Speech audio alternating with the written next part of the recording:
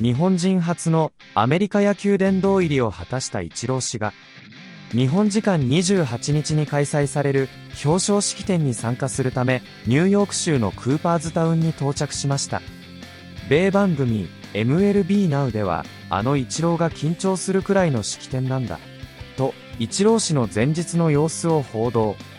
また、米番組 MLB セントラルでは、マイク・デローサ氏が、イチロー氏の現役時代の活躍を言及。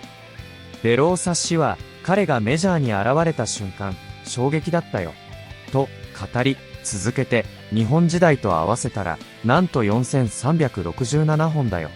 あれ、スターウォーズの世界だよもう。イチローの数字が、本当に化け物すぎるんだよ。と、イチロー氏に衝撃を受けた様子を語ってくれました。ここからは、その様子を字幕付きでご紹介します。Ichiro, I remember my first memory of Ichiro was that throw from right field in 2001 at the old Oakland Coliseum. I mean, just an unbelievable player. What I remember, my first interactions with Ichiro were when I signed with the Texas Rangers in 05 and 06, and I remember going to play in Seattle, and the way we had to position him. What do you mean? Playing third base, you had to play like he was going to bunt. So you're up on the infield grass. Hank Blaylock, playing third base for the Texas Rangers, was basically playing like he was guaranteeing bunt. Michael Young was in double play depth, in and over. Like, he put the defense in a position where this is how you had, if there was a ground ball to shortstop and you were playing normal depth, boom, safe. It had to be in, up, and go. You got to get rid, because he was actually hitting behind the baseball, and he was halfway to first base, and he had pop, and he played D, and he was like this just icon. So I want to dive in on Ichiro, and I want, some of these numbers are so ridiculous. Burst on the scene. Let's get into it. Because he didn't make his major league debut until 27 years old in 161 days, and yet he still had 3,089 hits. Combine it with Japan, he had 4,367, and he did, Robert, get in that position. Did you see that? Run that back for me real quick. Does he have ligaments and tendons? I mean, who gets there? And I used to just be enamored watching him do this stuff on deck. He takes a seat. I can't even get in that spot. Dang, Ichiro. Ready to go. I'm going to read off so much stuff for you that the numbers are just crazy good. I want to take you back to Japan. Some of the stuff, watch this ball bounces. You think he sees it?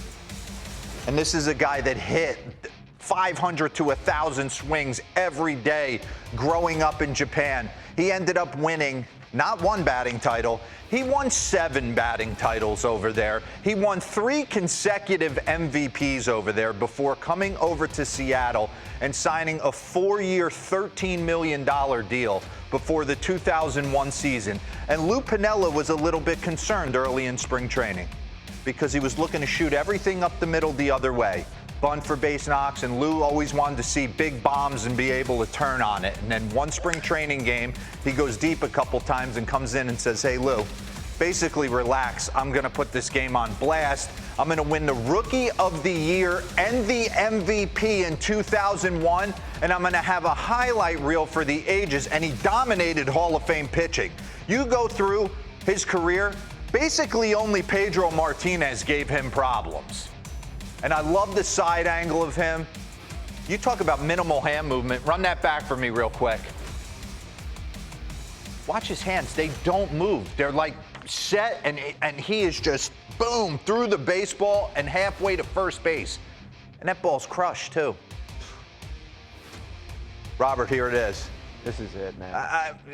Do things other people can't? How about a head-high rocket to third base? I mean, what is that?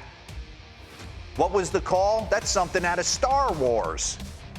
Is that Terrence Long he threw out? Terrence Long. Watch how high this ball's off the ground. BB to David Bell. Not only that, Garrett Anderson, 2005. Climb the wall. Good night. I mean, he was like a spider playing right field. Lauren doesn't like insects, and he's moving fast. But I just want to love on the fact some of the numbers are so ridiculous. 200 plus hits in each of his first 10 major league seasons. He led his league in hits 7 times. We have that board. He could steal bags with the best of them, too. Most times leading MLB in hits. Ty Cobb, Pete Rose, Ichiro. Bring up the other board for me. Players with 3,000 hits and 500 plus stolen bases. People at home need to understand he didn't break into the big leagues until 27. They did this. Nordquist does an unbelievable job in research, building these out. If you kind of put, like, if Derek Jeter burst in at 27 years old, he ends up with 2,200 hits. And we all know Jeets was north of 3,000. This guy was different. He brought all the tools to the table. He could have hit for more pop if he wanted to. But he added value in so many different ways. Hit balls in the gaps, triples for days, cannon defense, and kind of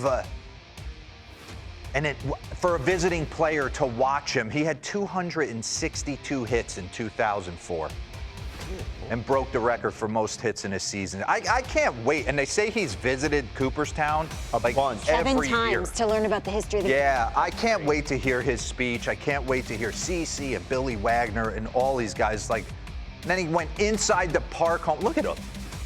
He's giving the boys love right there. He went inside the park home run out in San Francisco in the All-Star game. He goes full uni, by the way, still goes full uni when he out. Brian McCann told me he played with him in New York. He goes, this guy's 40 years old. I go up in the clubhouse in between innings because he might get in the game late.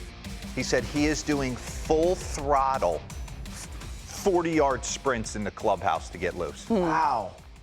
Most guys are up there. I was up there eating Reese's Cups and dipping into the spread a little bit. Not him. We now welcome in Brian Kenny from Cooperstown. So, BK, any car trouble for you on the way up there? Steve, I've been cut up for like 40 years.